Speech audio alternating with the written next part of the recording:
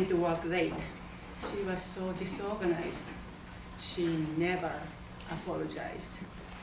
Madam Toastmaster and fellow Toastmasters, my boss pushed my buttons all the time. One day, she told me to come to the office to see a client earlier than usual. I woke up early and went to the office. The client was not there. My boss forgot to tell me the schedule was changed. That was not the first time. I just got so mad. I kicked the hall.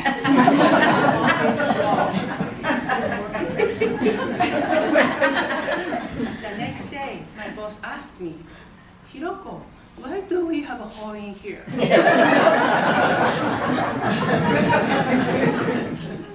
I am a nice person. So I said, boss, I'm so sorry, but I have no idea. I asked her to let me know if the schedule was changed a few more times. Of course, she forgot again. I couldn't take it anymore. I slammed the door and left the office. The next day, I quit my job. There was one thing I regretted. I should have spin and kicked the hall. I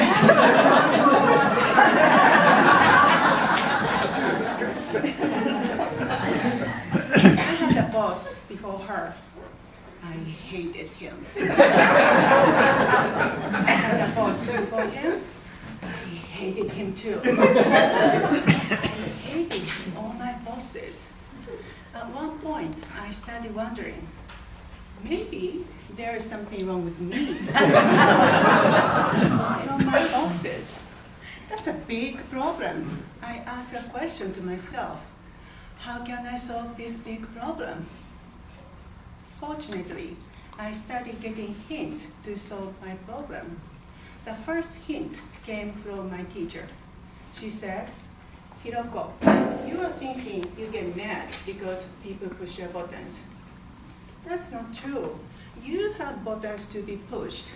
If you don't have buttons, nobody can push them. Aha, that's so true. Now, my question is, how can I make my buttons disappear? The second hint came from the website I was reading. Somebody wrote, there are no other people in the world. What? What does it mean?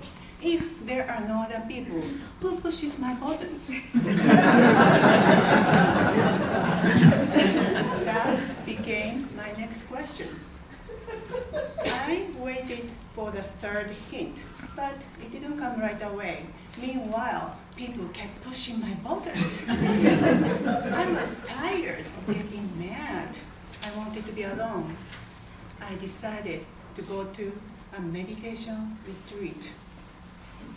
It was held in Northern California in December. It was pretty cold. When I arrived, I found out the heater in my room was broken. I asked the manager to come to fix it. She came, changed the temperature, and said, oh, wait a few minutes, it should be okay, I have to go. Wait, you didn't fix anything, it's not working. She didn't care. She left. My buttons were being pushed at the peaceful meditation retreat. She is a manager. She should help me. She's so arrogant and mean. I was so upset. But it was time for meditation. So I went to a meditation room and closed my eyes. I was supposed to be calm and peaceful, but I was shimmering with anger. She's so arrogant. I was so upset. And she pushed my buttons.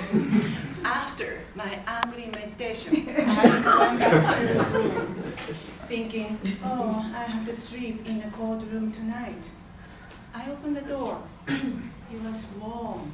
I saw a portable heater. The manager brought it for me. Then I felt so ashamed because I was criticizing her during the whole meditation. Suddenly, I understood the meaning of this. There are no other people in the world. I thought the manager was arrogant, who slammed the door and left the office. It was me, so arrogant. I thought the manager was a mean one, who kicked a hole in the office wall and said, I have no idea who it is. That's me. How mean is that?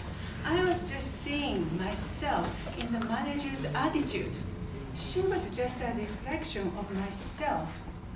I just criticized her because I didn't want to admit I was mean or arrogant. There are no other people in the world. Other people are just a reflection of myself. The moment I realized this, one of my buttons disappeared. I still have many buttons.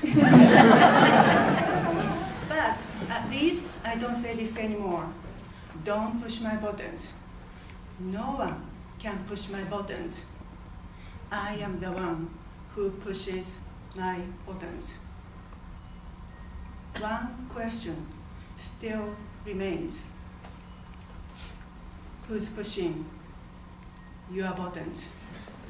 Madam President.